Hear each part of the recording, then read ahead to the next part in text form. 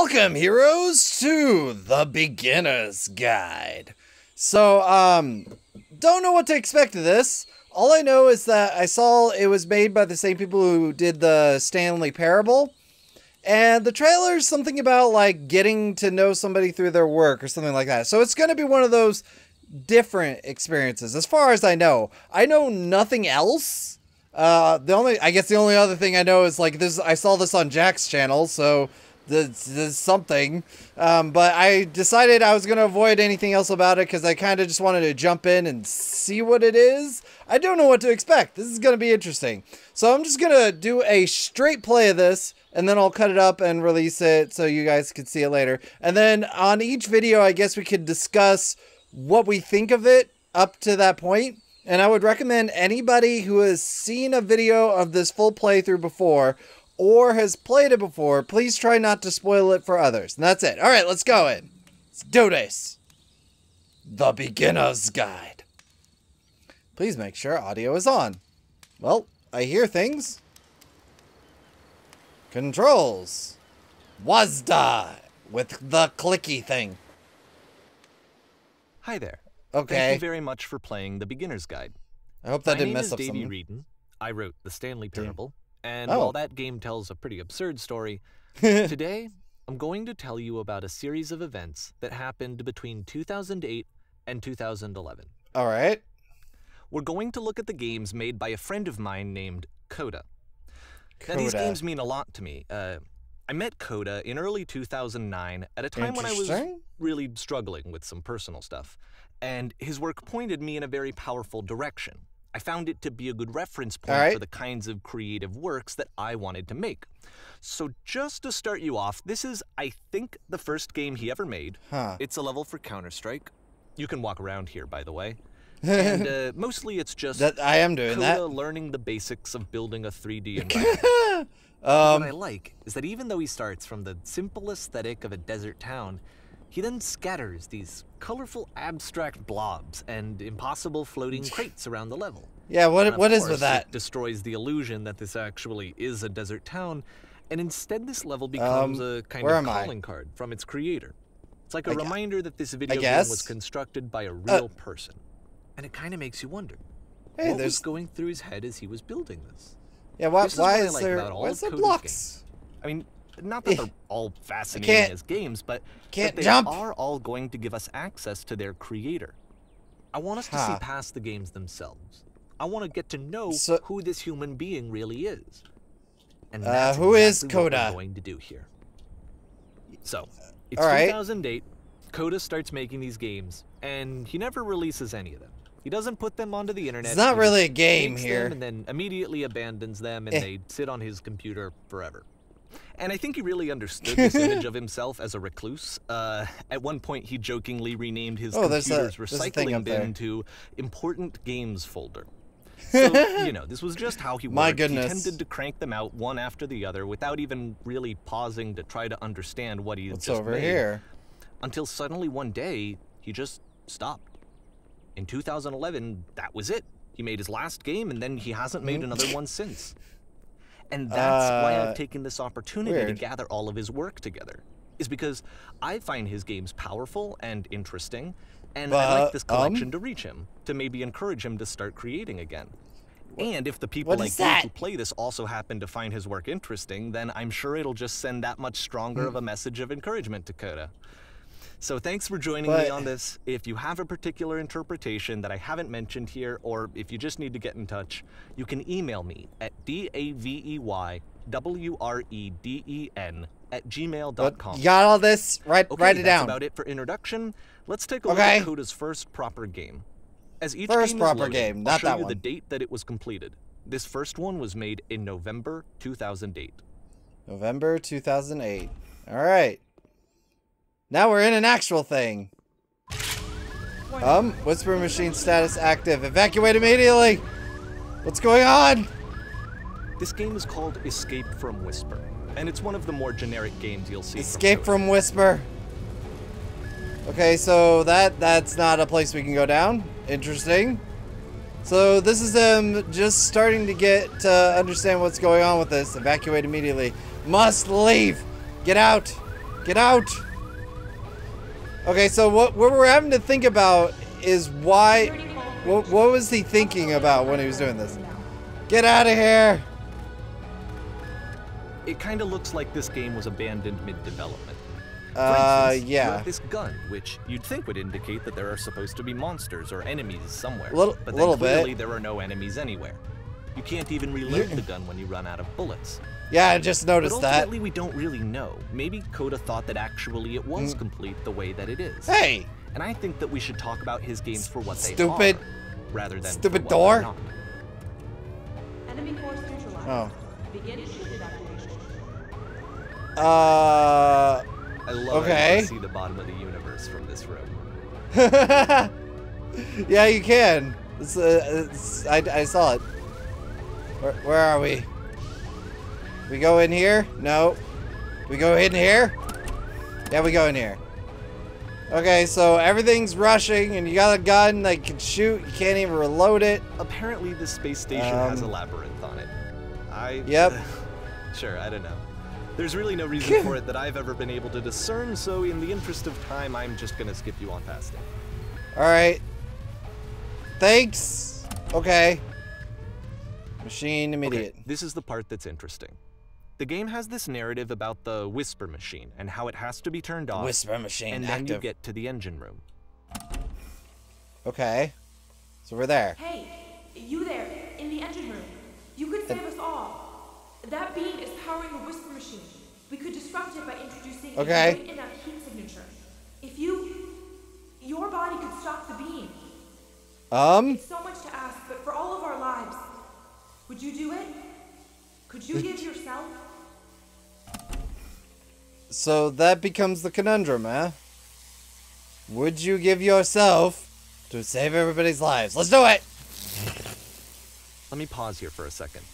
What you just experienced, stepping into the beam and then dying, is probably what Coda had initially intended when he was developing this level.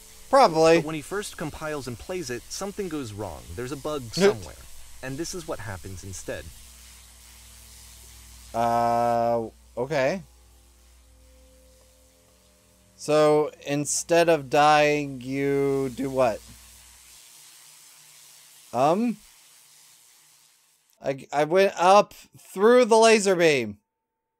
And then there's the labyrinth. The beam causes you to start floating. And this is an important moment for him.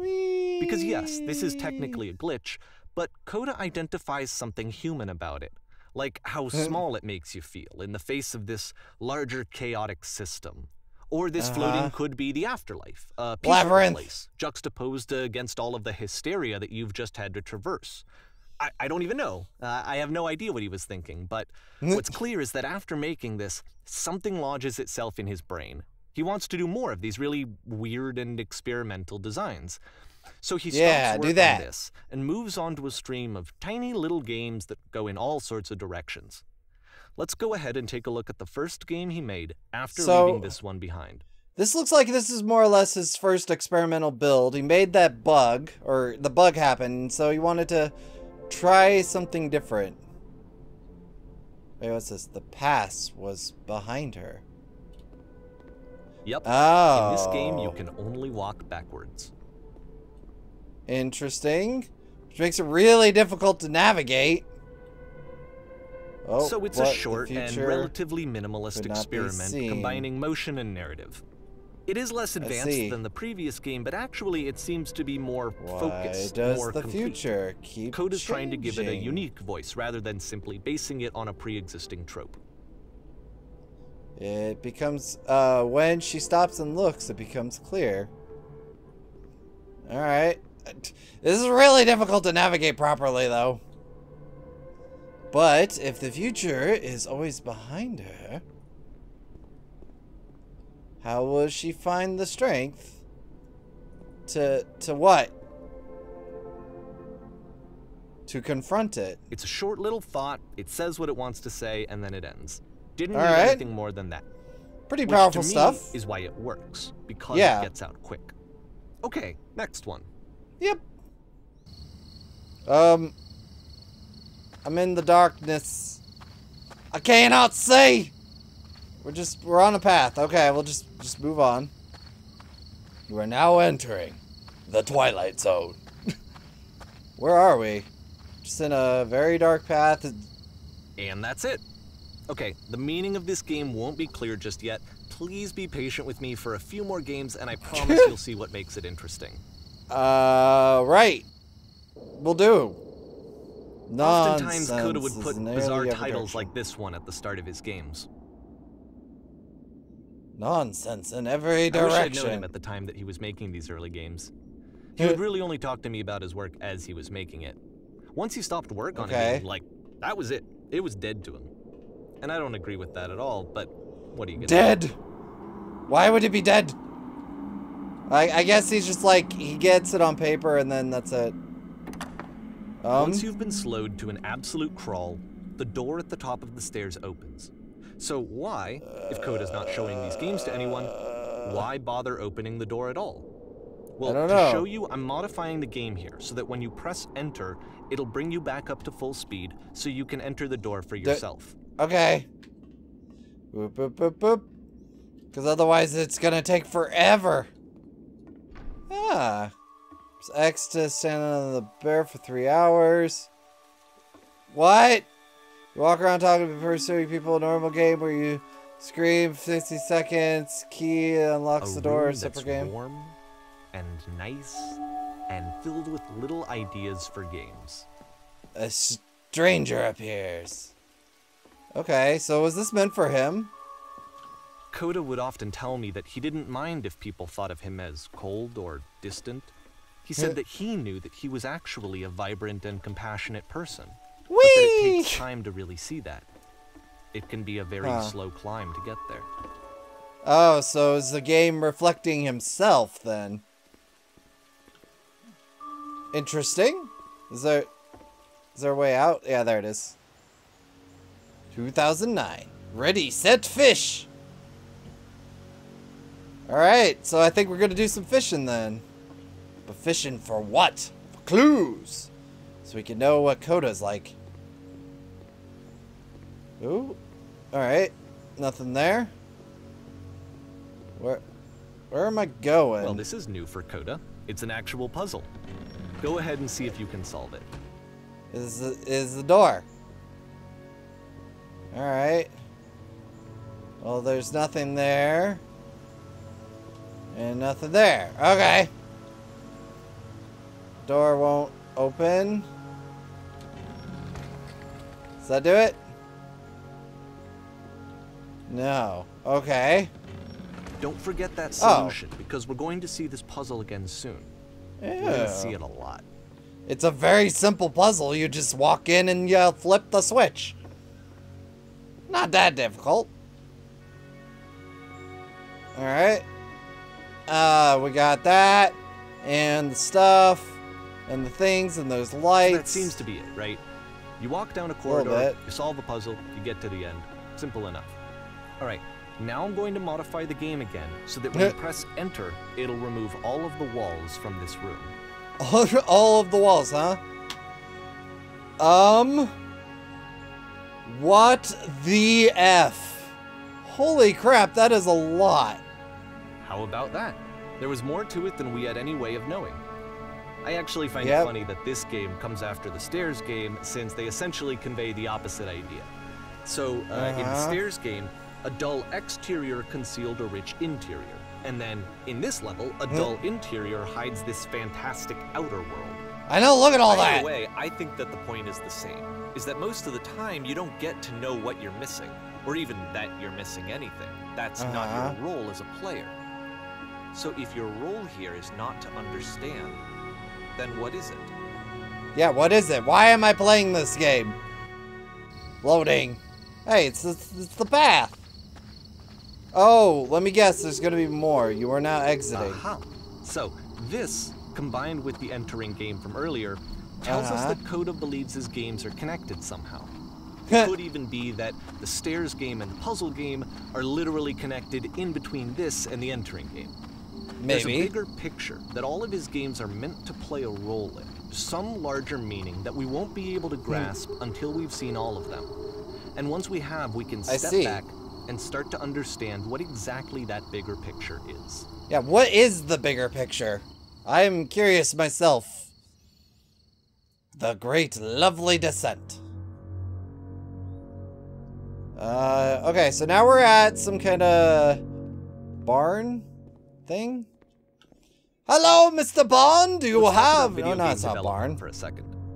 Every video game runs on like what's a tavern. called an engine, which determines what the game can and cannot do. So, in other words, the engine is a set of tools for game development.